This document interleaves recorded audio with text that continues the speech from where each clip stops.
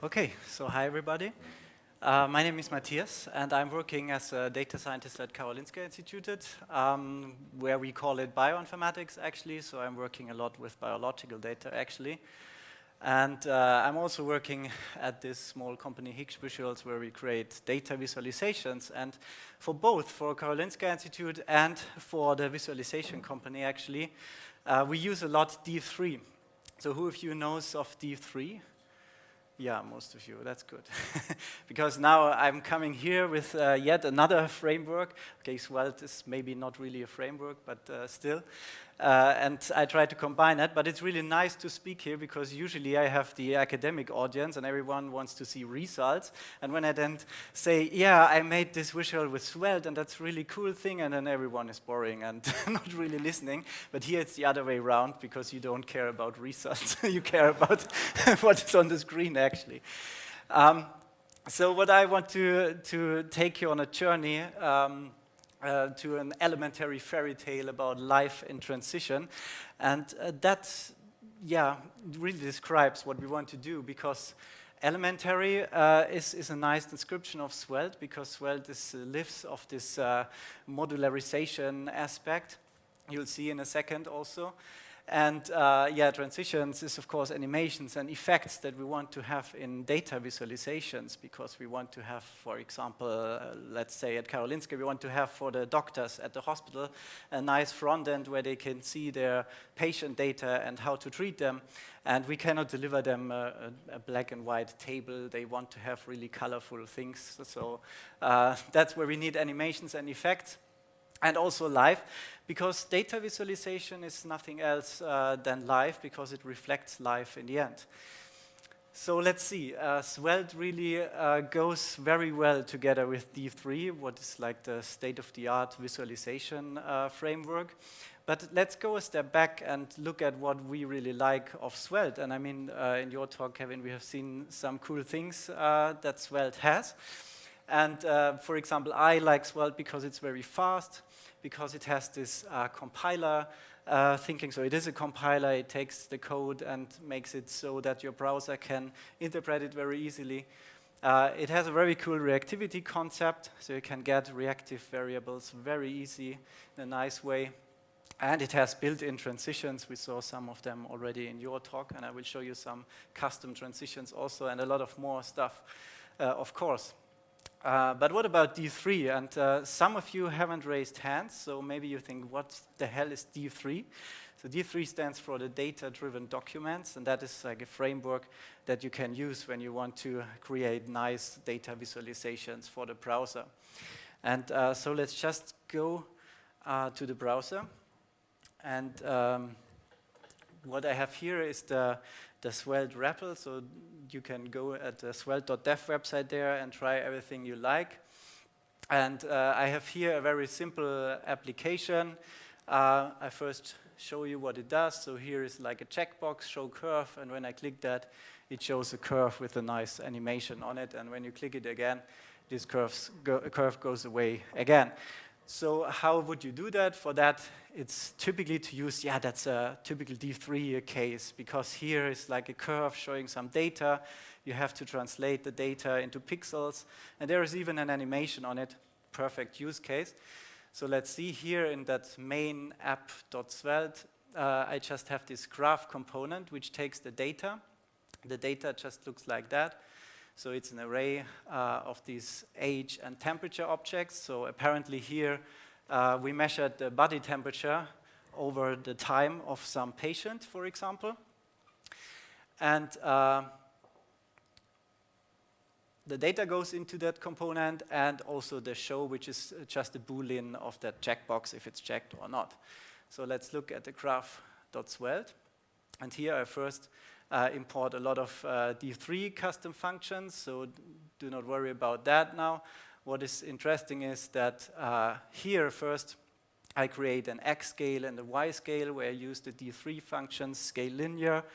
That just creates me a translation from the data values, so from the temperatures and the ages of this person to pixels actually.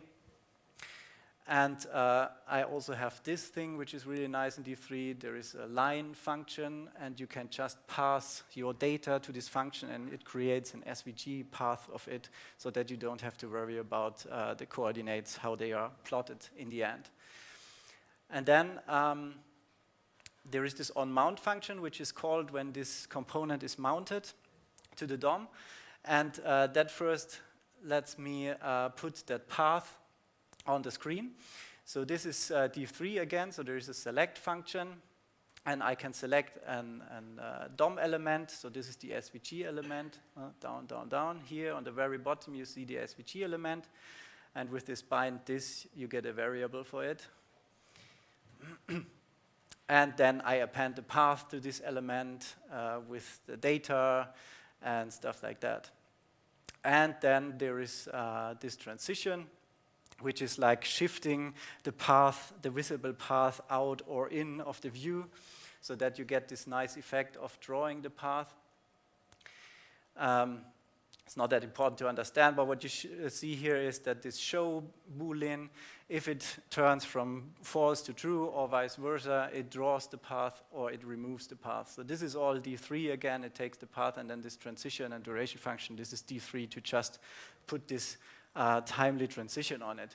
It's a lot of code, and hopefully you will not leave the room now, because this lot of code makes just this one curve.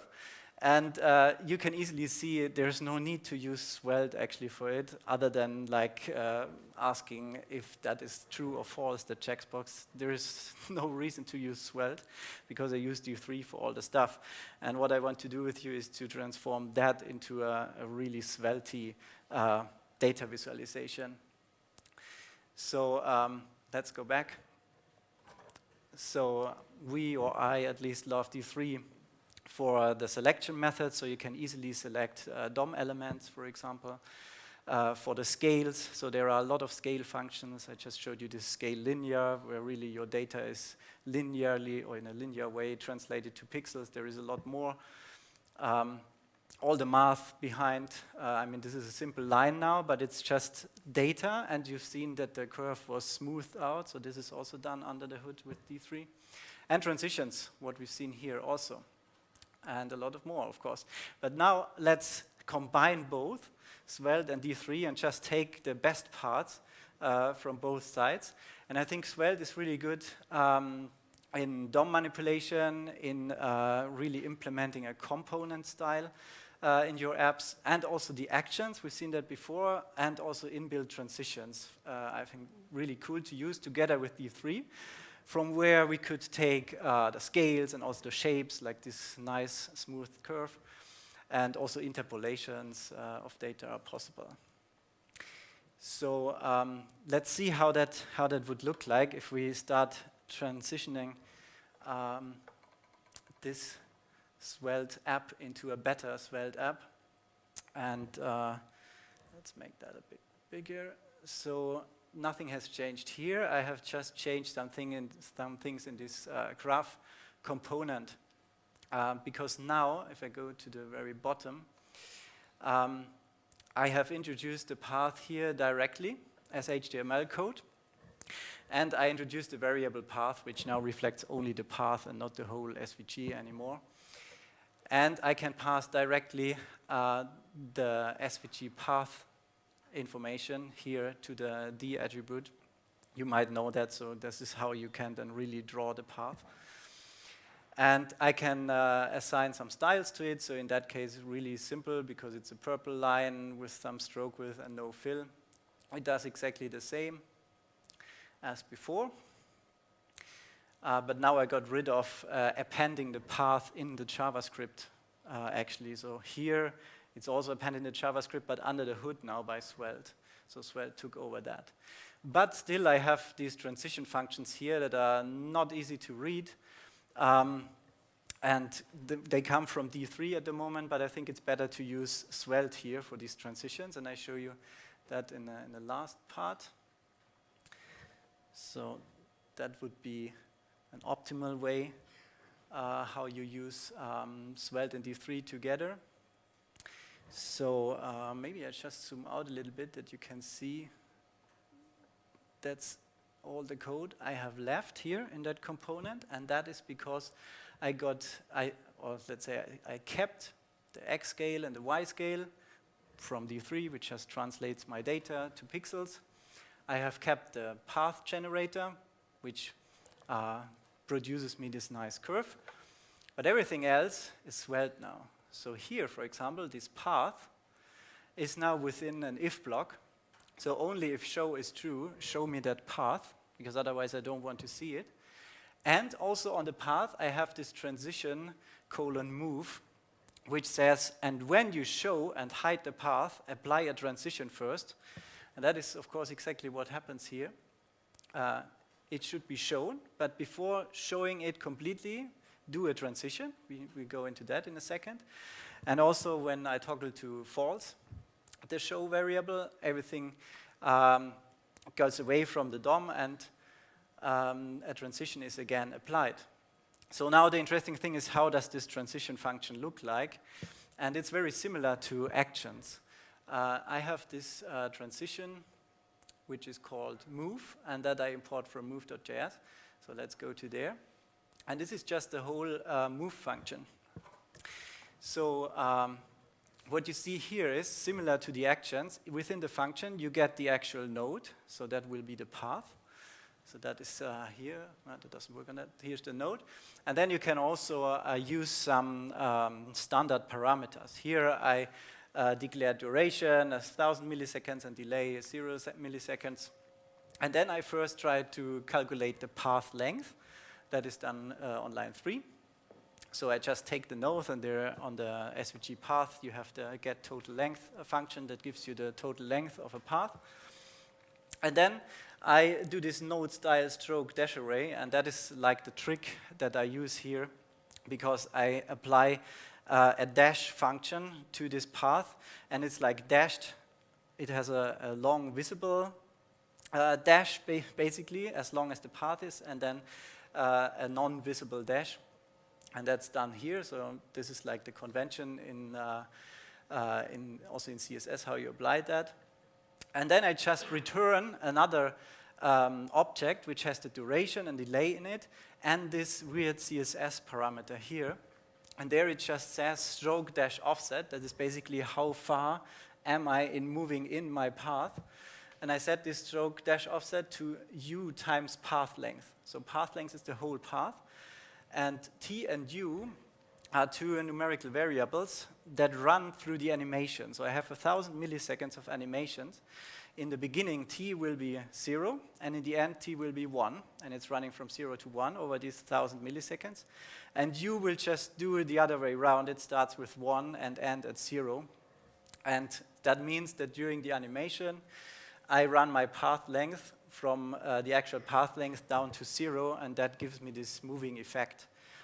Now the really cool thing here, and that is specific to Svelte, is because I apply this function here, I have this function here under the CSS property, Svelte will take that and create actual CSS with it.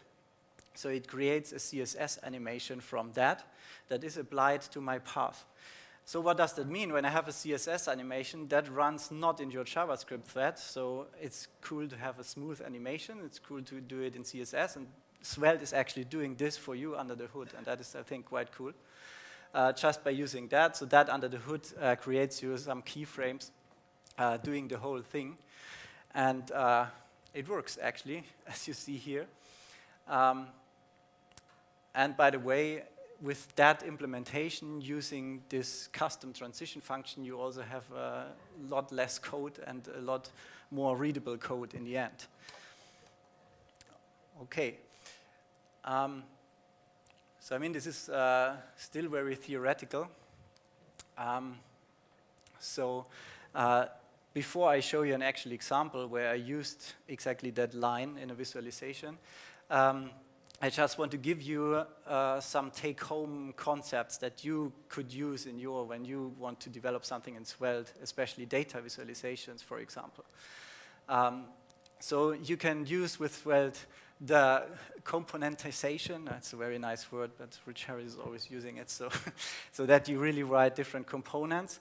And I mean, in our example, it was really easy. It was just this graph component, but even within your SVG, you can use for each group, for each path, or whatever, what you can use a single component and stitch them together as you want, so it's really great. You use the two-way bindings, like you already showed, for values in text inputs. I usually use it for dimensions. So for example, I question in the beginning what is the width and the height of my browser window, and that I store in a store so that I can, that every component can use this information, for example, to get responsive graphics in the end. Yeah, that's that. And also, I use a lot of actions. I haven't shown that now because you showed already some nice examples. Because you can also not only use actions on regular HTML elements, but you can use actions also in SVG elements, on canvases and whatever, everything which is in the DOM. So that's a really cool possibility. Okay, so let's look at some data viz examples that were created with Svelte. And so that I just have to reload. Yeah. Now it doesn't work anymore. Ah, there it is. Okay, that is an example which goes back to the body temperatures, because in a few weeks ago, it was 2 weeks ago or so, there was a study published from researchers, and they analyzed data where hundreds of thousands of people's body temperatures was measured since 1800 something, and they discovered that the body temperature is actually going down over the last centuries. Not much, but it is a measurable effect, and it has maybe something to do with less infections. Maybe now it goes up again because of coronavirus, who knows, but but I found it interesting to look at individual people in this study and how their body temperature changes. So I created this. This is all done with Svelte. And you can click on single humans here. So in red you have the women and blue the male persons. And then you get here their body temperature trajectory, sometimes over 10 years. And you see that it's very variable. Let's click the man here. And then you also get these blue spots. That means that at that time point of measurement, the person had a cold, which also can raise your temperature, of course, which was here the case, but not here. And overall, when you click through that, you see that it's very variable. And there is not this like 37 degrees is the regular temperature. So every one of us has her or his own basal level, basically. What you can see in the data is that the older you get, here are the 17-year-old people, the older you get, the lower is your temperature. That's for sure. Okay, and then you can also do more useful things than that. For example, this one here was a project. This is not from Karolinska, actually, but that's more a private one. That was a project because I'm from Germany, and I sometimes fly from Stockholm to Frankfurt, and I was interested how variable flight prices are over time. So if it makes a difference if you book 30 days ahead or if you book like only 1 day before takeoff. So I measured flight prices, so I downloaded them every day from Google Flights, actually. And then for a specific date of departure, so this was last year, 24th of April, for example, you have a certain amount of flights. Usually it's 6 to 8 flights going from Stockholm to Frankfurt. And here, this is the flight price just 30 days before takeoff, and then how it develops until takeoff. I mean, what you can see that is maybe quite expected is that just before takeoff, prices go up because, yeah, these are people, they have no choice, they have to book it, so they pay every price, basically. But it's very variable over time. So, for example, when I go to May, and then I can select a different departure. Let's take beginning of May. That was the Easter holiday time last year. There you see that it's quite cheap when you book early. Then it gets very expensive. And I mean, here we are talking about differences. You can click on those and you see if you book 30 days before, you pay 151 euros. If you pay here 1.5 days before, you are at almost 600 euros. But the night before, it dropped again. So bad luck for people who booked here. Yeah, that's and of course when you go to June, and then you go for, let's take here the midsummer weekend. You see that it makes really almost no difference if you book 30 days before or at takeoff. It just stays up because that is when everyone wants to fly away. So midsummer, start of holidays, of course. So, but besides of that interesting data, this is all done with Svelte. And here it was really cool to use Svelte because in this visualization I have mixed SVG with canvas, because here these price lines, you can have a lot of them. For example, I can select the whole month with this brushing slider. And then you get a lot of lines, and it still needs to be very smoothly in the reaction behavior. This you cannot do with SVG elements, so you need to draw the pixels on a canvas. But then on top and below of that, I have some SVG graphics, for example, for this coordinate system, or also the points when you click on that.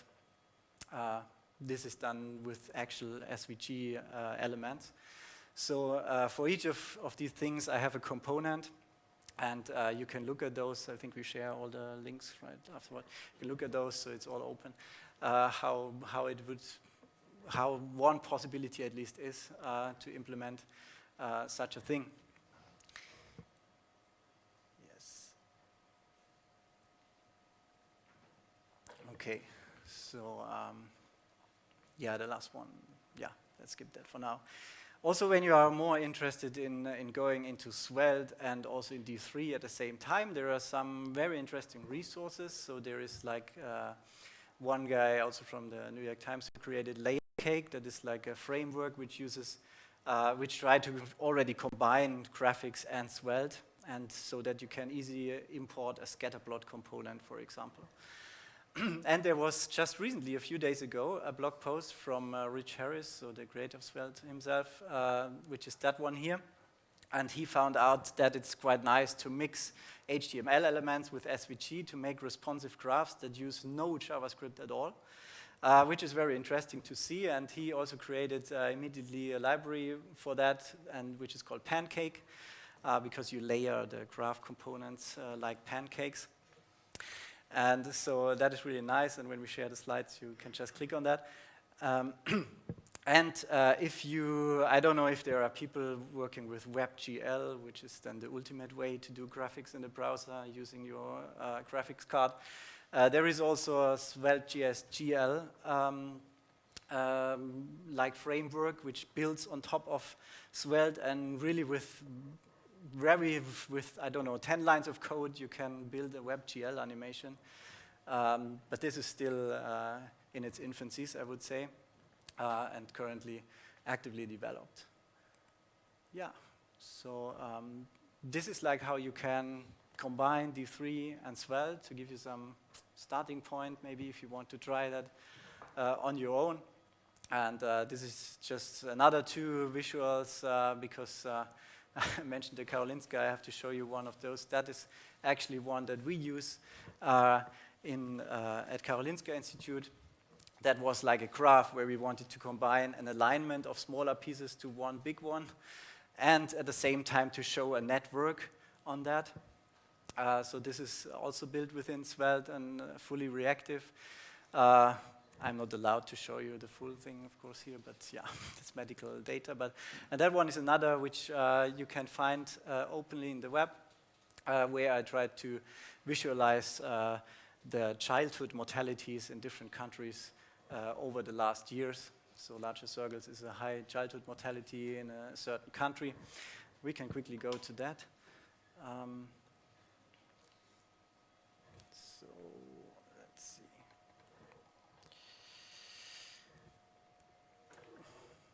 I don't see anything. Is it like that? Yeah. So, for example, let's take Sweden. Here, Sweden. Here you see the childhood mortalities from the 1950s up to today, and this is deaf children under 5 per 100,000, per 1,000 births. So around 0.3% die every year. That's very low compared to the world. So you see here very small dots, and this is like today, and 10 years back, 20 years back. And you also see like there are these countries where you have very high childhood mortality. And here on the outside, you see when it's blue, it's getting better, and when it's red, it's getting worse over time. So there is, for example, here Venezuela, which is because of the politics crisis there, where the childhood mortality gets worse, actually. So this is also completely done with Svelte, and here I also use the thing that I store the width and height of the browser window in stores, so that I can request that in all of these subcomponents here. So for example, then when you like make the browser window smaller, everything is adjusting to it, so that it also works on the mobile phone, of course. So that's, yeah. Yes, and with that, I want to thank you for your attention, and I hope I could give you some inspiration. And if there are any questions, I'm happy to take some and also to discuss with you afterwards. Thank you.